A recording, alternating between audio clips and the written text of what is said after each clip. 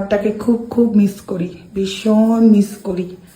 এই ঘরটা, এই বিছানাটা মন থেকে মিস করি, খুব খুব মিস করি। শুধু মনে হয় কত কিছু স্মৃতি জড়িয়ে, না এটা সবারই বলো, মানে খুব খুব খুব মিস করি। তাই মিস করি।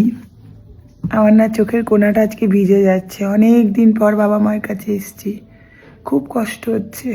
এখন ইচ্ছা করলেও আর থাকতে পারি না। হয়তো হ্যাঁ, তোমরা বলবে তোমার তো সংসার নেই, স্বামী নেই, তবুও থাকতে পারি না। আমি যে মা, আমি তো সবার উপরে, আমার সব থেকে বড় পরিচয় হচ্ছে আমি মা। তো সেই মা হওয়ার কারণে থাকতে পারি না, একদমই থাকতে পারি না। কিন্তু আমি খুব মিস করি, জানো তো, আমার বাবা মা, আমার এই ঘরটা আমি প্রচণ্ড মিস করি, ভীষণ মিস করি আমি।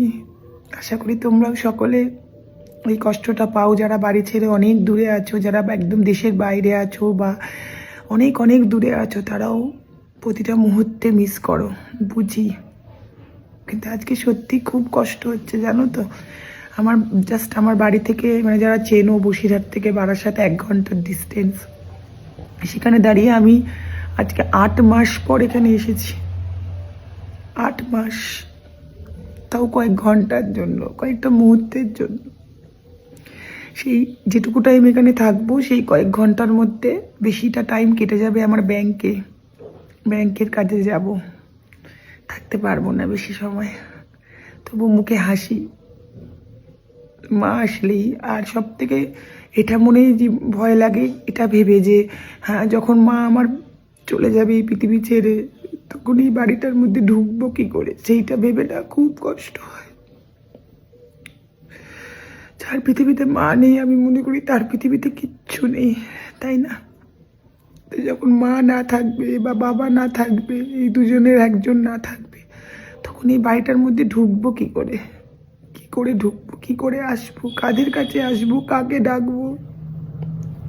কে আসার সঙ্গে সঙ্গে বলবে এটা খা, ওটা খা, এটা কর, সেটা কর। শুধু বড় মার কাছে একটাই প্রার্থনা করি, আমার বাবা মায়ের দীর্ঘায়ু হয়েছে, আর জীবনে কিচ্ছু না। শুধু আমার বাবা মা কেন, প্রত্যেকটা বাবা মায়ের কাছে জন্য দীর্ঘায়ু কামনা করো। টাটা। না, কাঁদতে চাই না, আমি সহজে কাঁদি না সবার সামনে, কিন্তু আজকে সত্যিই খুব কষ্ট হচ্ছে, ভীষণ কষ্ট হচ্ছে। বাবা মায়ের জন্য কষ্ট হচ্ছে। আমি মনের দিক থেকে লড়াই করতে করতে ক্লান্ত হয়ে গিয়েছি। খুব ইচ্ছা হয় সব ছেড়ে, সব কিছু ভুলে বাবা মায়ের কাছে চলে আসি, কিন্তু পারছি না, পারবো না, কোনোদিন সম্ভব না, আর সম্ভব না।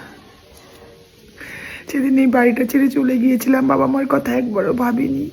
বাবা মা অনেক বারণ করেছিল। আমি নিজে থেকে বিয়ে করেছি, নিজে এই বাড়ি ছেড়ে নিজের মতে বিয়ে করেছিলাম। তখন বাবা মাকে আমার খুব খারাপ লেগেছিল, কিন্তু আজ বুঝি তখন বাবা মা হয়তো আমার ভালোর জন্য বলেছিল।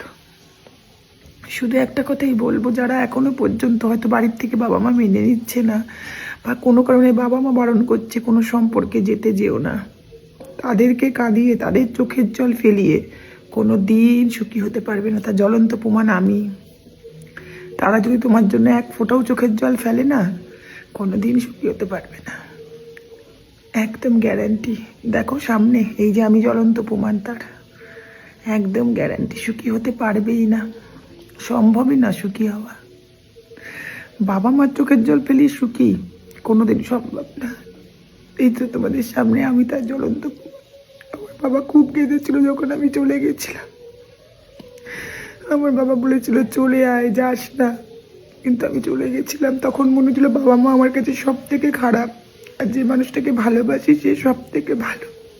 এখন বুঝি, সেই যদি একবার বাবা মার কথাটা শুনতাম, তাহলে হয়তো আজকে এতটা কষ্ট পেতে হতো না, এতটা কষ্ট পেতে হতো। সব থেকে বড় কষ্ট পাচ্ছে আমার ছেলে মেয়ে, বাবা হারা,